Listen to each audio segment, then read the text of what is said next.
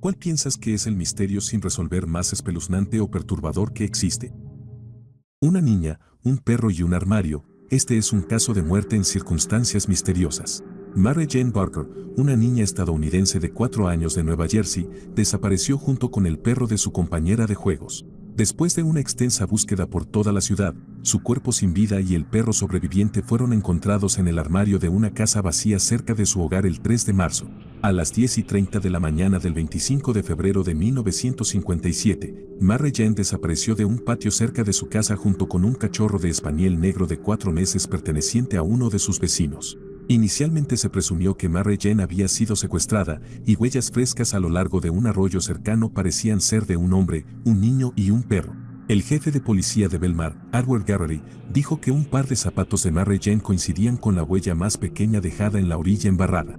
El 3 de marzo, la vecina de la niña Barker, María Freita, de 6 años, dueña del cachorro desaparecido, fue con su tía y su tío a la propiedad que habían comprado recientemente, una casa estilo ranchera vacía y recién construida. Mientras jugaba en la casa, María abrió la puerta de un armario en el dormitorio. Su cachorro desaparecido salió corriendo, vivo y en buen estado. También en el armario estaba Mary Jane.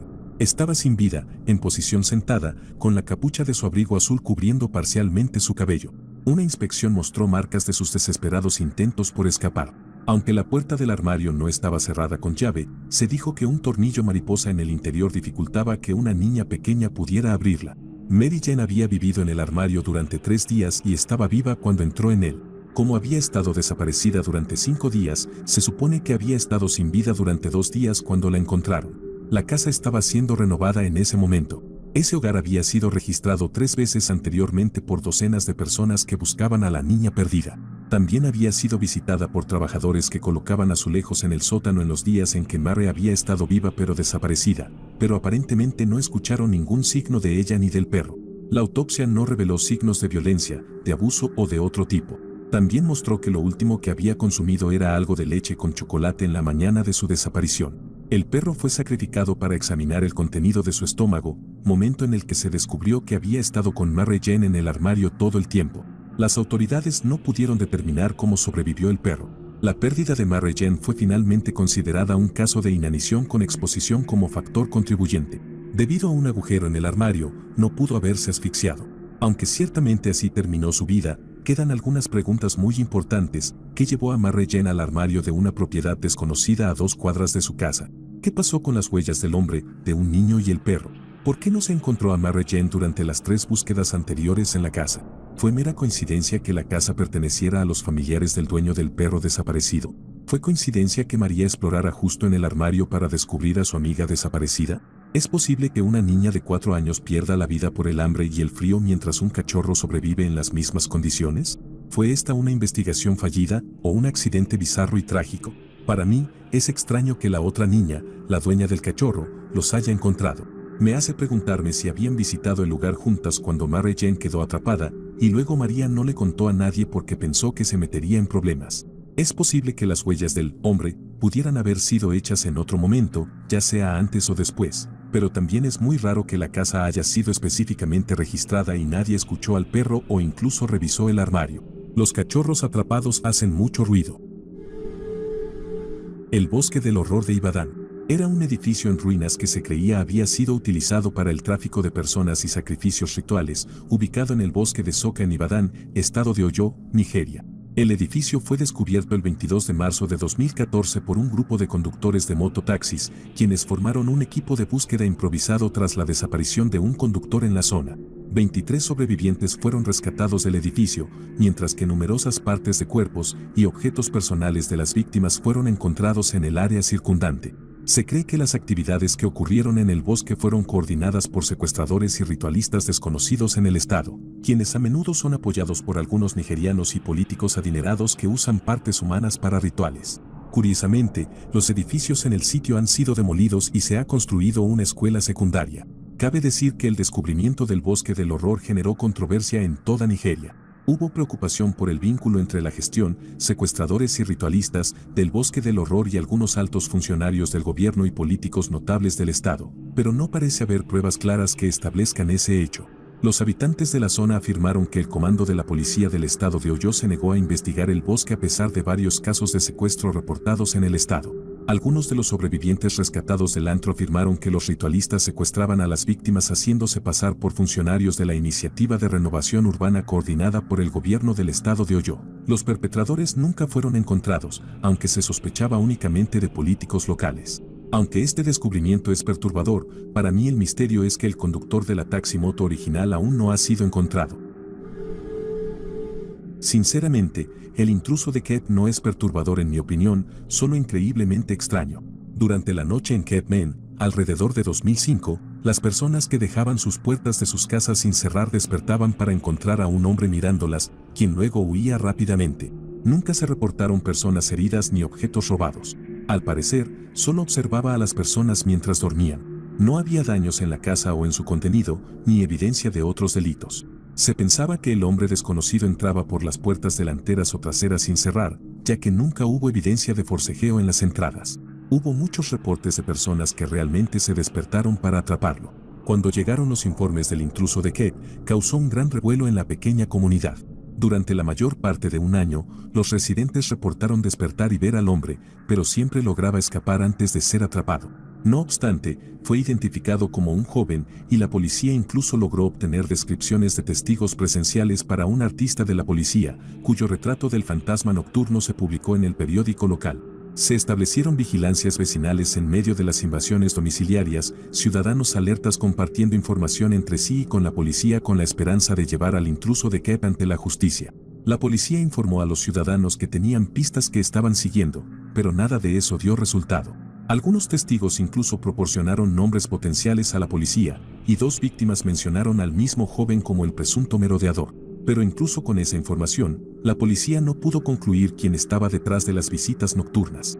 Los incidentes se detuvieron tan abruptamente como comenzaron, sin informes después de febrero de 2006.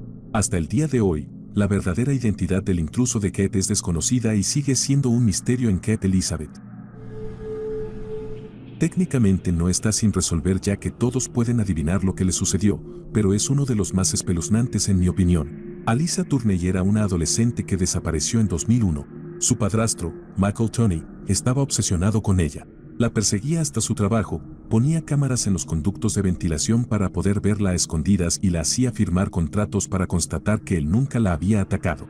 Michael la recogió temprano de la escuela y desde entonces no se la ha vuelto a ver.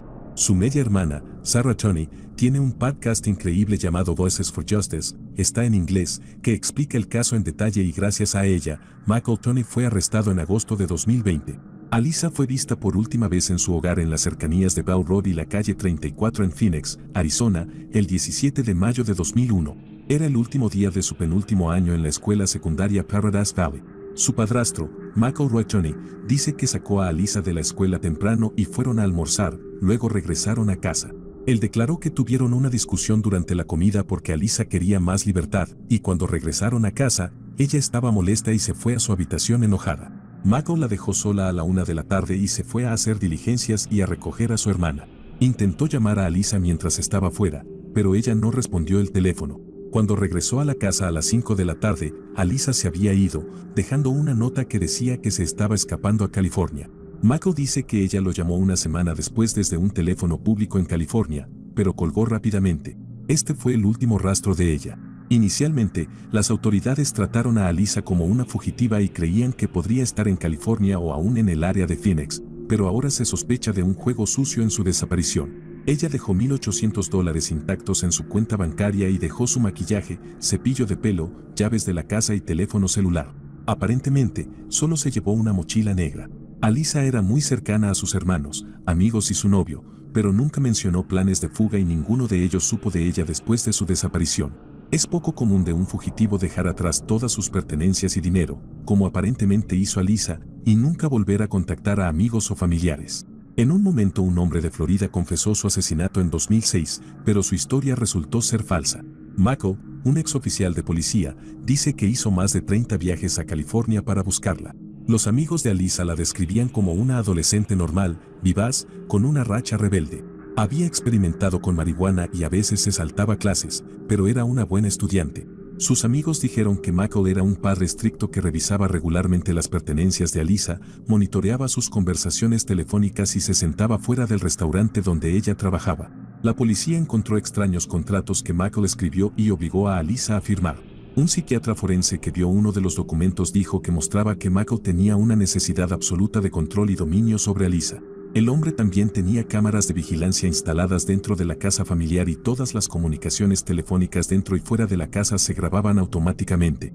Después de la desaparición de Alyssa, Michael se negó a hacerse una prueba de polígrafo o sentarse con la policía para una entrevista, aunque sí se comunicó con ellos por fax, correo electrónico y teléfono. Nunca entregó a la policía las cintas de vigilancia del día en que Alyssa desapareció, pero dijo que había revisado 8 horas de grabaciones y no había visto nada de interés. Dijo que el sistema de grabación telefónica no estaba funcionando el día que Alyssa lo llamó después de su desaparición. Varias personas afirman que Alyssa les dijo que Michael la había abusado o intentado hacerlo. Ella había hablado con amigos y familiares sobre el esposándola. Michael niega las acusaciones y sostiene que es un buen padre que nunca dañó a su hijastra. El año antes de su desaparición, Michael llamó él mismo a servicios de protección infantil para decirles que si Alyssa alguna vez presentaba una denuncia de abuso en su contra, ella estaría mintiendo.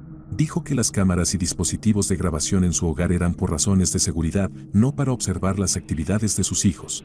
En diciembre de 2008, la policía ejecutó una orden de allanamiento en la casa donde Alyssa había vivido y en la casa de enfrente donde vive su familia ahora, buscando evidencia en el caso. Los investigadores encontraron muchas cintas de video de Alyssa en su casa durante el registro, que datan de la década de 1980, pero no la del día de su desaparición. Durante el allanamiento, encontraron 19 rifles de asalto de alto calibre, 2 silenciadores hechos a mano, una furgoneta llena de bidones de gasolina y 26 dispositivos explosivos hechos a mano llenos de pólvora y clavos para techos. Fue el mayor arsenal de explosivos descubierto en la historia del Departamento de Policía de Phoenix. Más de 100 vecinos fueron evacuados temporalmente de sus hogares como precaución de seguridad y Michael fue detenido por varios cargos de armas. Llevaba 2 pistolas, un dispositivo de grabación, 7 cargadores de munición y un cuchillo cuando fue arrestado. En el registro que descubrió las armas y explosivos, la policía también encontró un documento de 98 páginas, titulado Diario de un mártir loco en su casa. En este escrito, Michael acusaba a un sindicato llamado Hermandad Internacional de Trabajadores Eléctricos de estar detrás del secuestro y asesinato de Alyssa. Había trabajado como electricista en la década de 1980 y se quejaba de las condiciones laborales, y después de la desaparición de Alyssa le dijo a la policía que pensaba que el sindicato guardaba rencor contra él y había secuestrado a Alyssa para castigarlo. En su diario de un mártir loco, Michael escribió que ya había cobrado venganza quitándole la vida a 2 asesinos que eran responsables de la muerte de su hijastra y que Alyssa estaba enterrada en Desert Center, California. Escribió que planeaba hacer volar el salón del sindicato en venganza y perder su vida en el proceso. La policía cree que pudieron detenerlo justo a tiempo, encontraron las armas y explosivos el 11 de diciembre, y la próxima reunión en el salón del sindicato estaba programada para el 15 de diciembre. En una entrevista con los medios después de su arresto, Michael afirmó que las bombas no eran suyas y que la policía las había plantado en su casa, pero admitió que había planeado quitarse la vida para llamar la atención sobre la desaparición de Alyssa. En marzo de 2010, Michael se declaró culpable de poseer 26 bombas no registradas.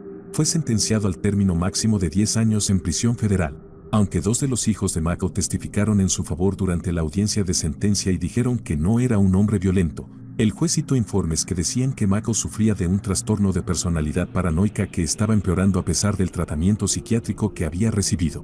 Un psicólogo forense, a quien Michael mismo había pedido que testificara en la audiencia, dijo que era peligroso y tenía una alta probabilidad de comportamiento violento en el futuro. Después de que Michael fue liberado de prisión en 2017, la hermana menor de Alyssa se reunió con él y le pidió respuestas sobre la desaparición de Alyssa. Él le dijo que solo proporcionaría respuestas honestas en su lecho de muerte o si el Estado acordaba darle pena de muerte. En agosto de 2020, Michael fue arrestado y acusado de asesinato en segundo grado en la presunta muerte de Alyssa. Fue a juicio en el verano de 2023. La media hermana menor de Alyssa, Sarah, quien ha estado activa en las redes sociales en la búsqueda de respuestas en el caso de Alyssa, testificó. Declaró que cuando le preguntó a Michael sobre lo que le pasó a Alyssa, él le dijo que le diría cuando estuviera en su lecho de muerte. El juez que presidía el juicio lo terminó después de que la fiscalía presentó su caso, coincidiendo con la defensa en que no había evidencia sustancial para apoyar una condena. Los cargos contra Michael fueron desestimados y fue liberado. Michael siempre ha mantenido su inocencia en la desaparición de Alyssa. no puede ser juzgado nuevamente por su asesinato. Alyssa vivía con su padrastro y su media hermana menor en el momento de su desaparición. Su madre murió de cáncer cuando ella tenía 8 años y Michael la adoptó legalmente. No tenía enemigos conocidos, y no es característico de ella irse sin previo aviso. Es evidente que hubo una conducta deshonesta en su caso debido a las circunstancias involucradas. Charles Peck, el hombre que llamó a su familia 35 veces después de su muerte. Las cosas que son espeluznantes o misteriosas tienen una extraña influencia sobre nosotros y con frecuencia enloquecen nuestros pensamientos con el deseo de encontrar una explicación convincente. Cuando la familia de Charles Peck recibió múltiples llamadas telefónicas durante 12 horas después de su muerte en un terrible accidente ferroviario, confundió incluso a los más escépticos. Era 2008 y la vida iba bien para Charles de Salt Lake City. Después de un divorcio, había encontrado el amor nuevamente y estaba ansioso por mudarse con su prometida Andrea Katz en California para que finalmente pudieran comenzar a organizar su boda. Desafortunadamente, la pareja nunca podría pasar por el pasillo. Y la forma en que Peck murió en uno de los accidentes de tren más mortíferos en la historia de Estados Unidos crearía un misterio que aún no se ha resuelto.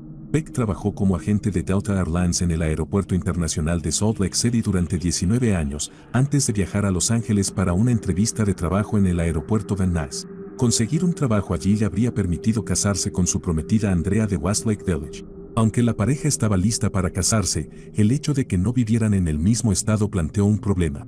Entonces, cuando surgió una vacante en el aeropuerto de Van Nuys, debió parecer que el destino estaba interviniendo.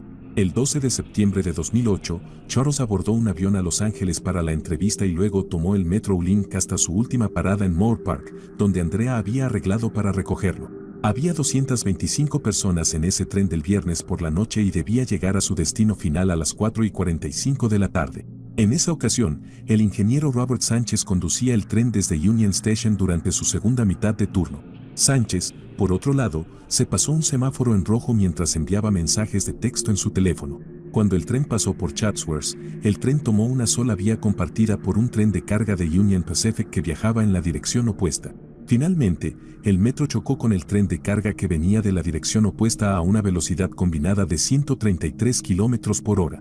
135 personas heridas y 25 personas perdieron la vida, incluido Peck en lo que se conoció como el accidente de tren de Chatsworth 2008. Andrea iba a recogerlo a la estación de tren cuando escuchó la noticia del accidente en la radio. Una investigación luego confirmaría que el ingeniero recibía y enviaba mensajes de texto a 2 adolescentes que aseguraban que se hicieron amigos de él para aprender sobre su profesión. De acuerdo con el cronograma establecido de los eventos, el ingeniero envió su último mensaje de texto 22 segundos antes de chocar con el tren de carga. Durante las 11 horas posteriores al accidente, la familia y la prometida de Peck recibieron varias llamadas desde su teléfono, pero cuando respondieron, lo único que recibieron fue estática en lugar de su voz. Sin embargo, les dio la esperanza de que todavía estaba vivo, atrapado entre los escombros y demasiado herido para hablar.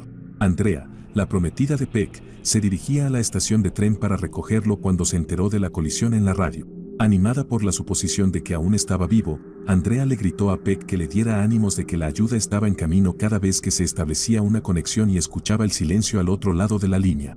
Durante las primeras 12 horas antes de que se descubriera su cuerpo, su hijo, hermano, hermana y madrastra, así como su prometida, recibieron un total de 35 llamadas desde su teléfono. Cuando intentaron contactarlo nuevamente, solo pudieron comunicarse con su correo de voz. Durante toda la noche, los bomberos y la policía trabajaron para recoger a las otras víctimas de los carruajes, utilizando la señal del teléfono de Peck para intentar localizarlo. Las llamadas finalmente se detuvieron alrededor de las 3 de la mañana siguiente. Peck fue recuperado una hora después por el equipo de rescate. Para consternación de su familia, el hombre había perdido la vida. Sin embargo, cuando los médicos examinaron su cuerpo, se dieron cuenta de que no podría haber sobrevivido a la colisión inicial. Entonces, ¿cómo pudo Peck haber hecho llamadas telefónicas a su familia durante 12 horas después de su muerte? Se han presentado varias teorías sobre por qué el teléfono de Peck pudo haber contactado a sus seres queridos incluso después de su muerte. Algunos creen que las llamadas fueron hechas por trolls, pero esto se descarta por el hecho de que nadie más que Andrea sabía que estaba en el tren, y mucho menos desaparecido. Otra hipótesis es que el dispositivo no funcionaba bien, lo cual es una posibilidad. Sin embargo, no explica por qué las llamadas parecían estar limitadas a sus seres más cercanos y queridos y no se informaron a sus contactos más amplios. ¿Es posible que Peck de alguna manera cruzara la barrera entre este mundo y el próximo para llevar a su familia a su cuerpo y despedirse de ellos? Finalmente, nadie ha podido resolver el misterio y cuando los rescatistas recuperaron su cuerpo, su teléfono celular no estaba por ningún lado. ¿Cómo o por qué las llamadas telefónicas continuaron durante tanto tiempo y con tanta frecuencia después de su muerte es un misterio que probablemente nunca se resolverá. Sé que es básico, pero el caso de la Dalia Negra es el único que me da escalofríos. Para todos los que no lo conocen, aunque creo que la mayoría está al tanto de este caso, Elizabeth Short, también conocida como la Dalia Negra, fue encontrada dividida en dos en Los Ángeles, California, en 1947. La mayor parte de su sangre fue drenada de su cuerpo. La mujer que encontró su cuerpo pensó que era un maniquí, así de pálida estaba. Fue dividida con precisión quirúrgica, sin dañar ningún órgano. Su rostro también fue manipulado creando una sonrisa permanente y espeluznante en su cara. No había sangre en el suelo, así que el cuerpo definitivamente fue movido al lugar donde fue encontrado.